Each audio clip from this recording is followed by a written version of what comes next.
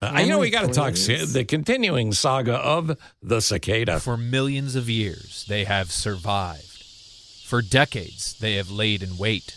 Now, their time has come. Is this going to be a stand-up fight, sir, or another bug hunt? You wish.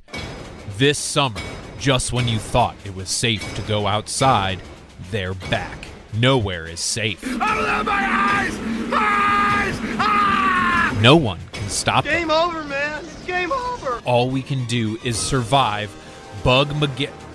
Cicada Pocket. Wait, what are we calling this again? CICADA-GEDDON! Oh yeah, CICADA-GEDDON 2024. The only one that can save us is Rebecca Fyffe. That's true. Rebecca Fyffe at Landmark Pest Management, who joins us now. I don't think Tom was over dramatic about that at all. I think he was right on. No, yeah, right on with this CICADA-GEDDON. All right, so we have to go into the holes in the ground the cicadas have left and stay there until they're done, right?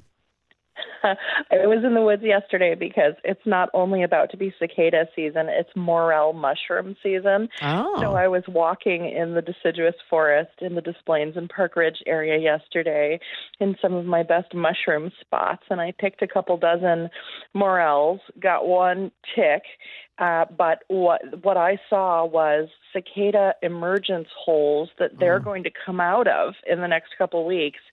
And the density of the holes in the deciduous forest along the Des Plaines River was about one hole every 4 inches throughout the forest. So that's pretty creepy. Going to be like 1 million cicadas per acre in that area. What do they look like, these emergence holes? Because I was outside in the backyard and I saw these little holes that I thought, oh no, these are going to be the cicada holes. So I thought they were already coming out, but no, these are the pre-holes that they're going to come out of?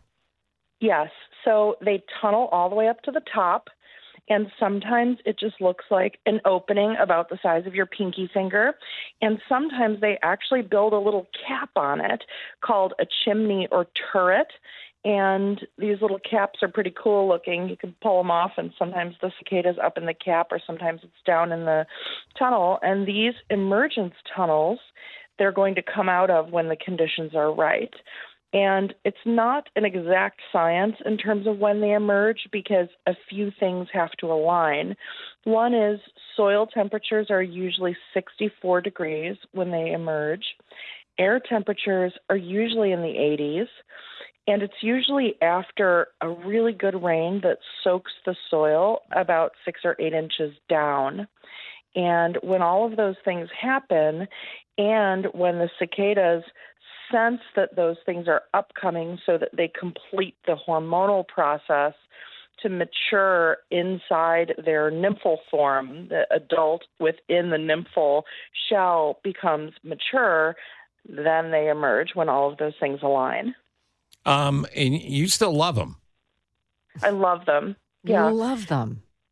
See, this is why we have to have Rebecca. This is why we keep bringing Rebecca Fyffe back. Not just because she's the best and Landmark Pest Management is the best, but because of her passion, her love, her unrequited love of the cicadas. So the cicadas are really important for the environment. If you're an environmentalist, if you love trees, if you love biodiversity, it's time to celebrate the cicadas.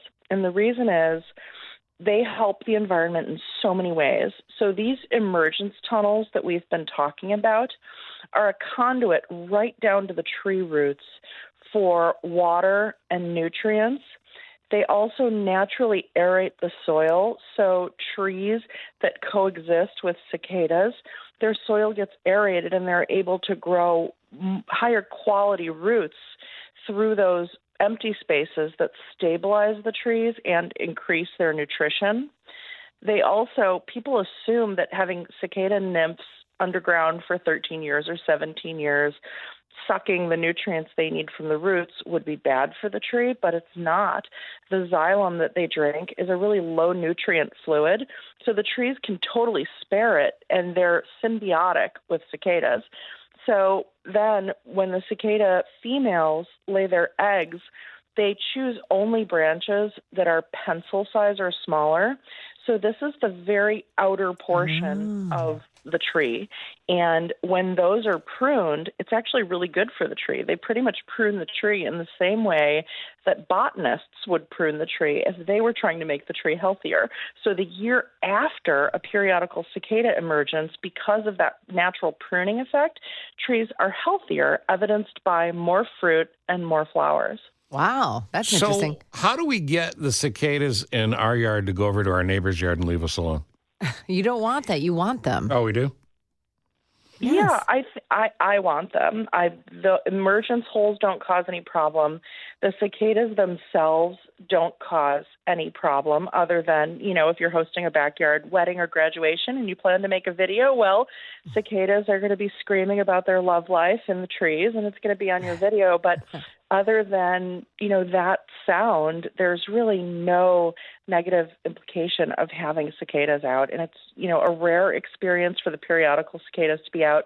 A lot of people think that the dual emergence of brood 13 and brood 19, are happening in our area, but they're not. Brood 13 is the one that we're going to have right here in Chicago and the surrounding suburbs. Brood 19, you have to travel as far as Iroquois County, Champaign County, DeWitt County, Douglas, and Coles County, which is about a 2-hour drive from Chicago, to get to the narrow line where both brood 13 and brood 19 are emerging in our state. Brood 19 is the one that's in southern Illinois. Brood 13 is the one that's in northern Illinois. There's a narrow, 2-county band across the state, about 2 hours south of here, where both broods will be emerging at once.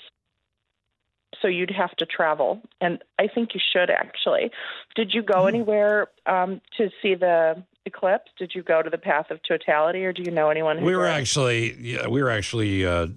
doing a station thing in Tucson, so we only got about 70% coverage.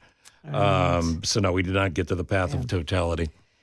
Well, you were too busy, but a lot of people, made a point to go to the Path of Totality. They had eclipse tourism, essentially.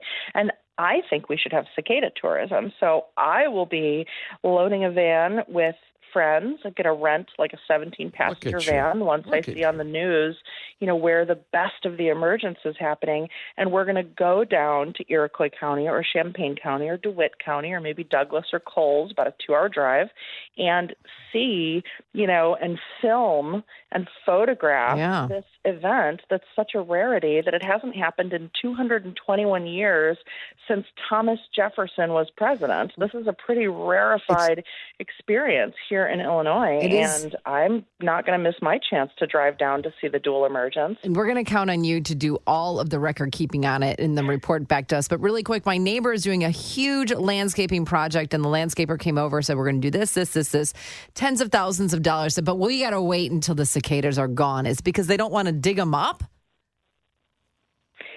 I think that it's really important to maintain habitat for all wildlife and leave standing trees. But one individual's yard, if they want to do their landscaping project, just do your landscaping project. You don't so in this case, it's probably the landscapers got too many jobs. Maybe, landscaper said not until after cicadas. All right, Landmark Pest Management. Rebecca's going to come back. She's going to tell us about cicada tourism. Wait. And she's going to continually update us and make us feel better about the infestation. And how happy we are about cicadas now. Rebecca Fyffe, Landmark Pest Management. Website and phone number? We can be found on the web at landmarkpest.com. That's landmarkpest.com, or at 773-614-7378. And 7378 spells pest. So that's 773-614-PEST.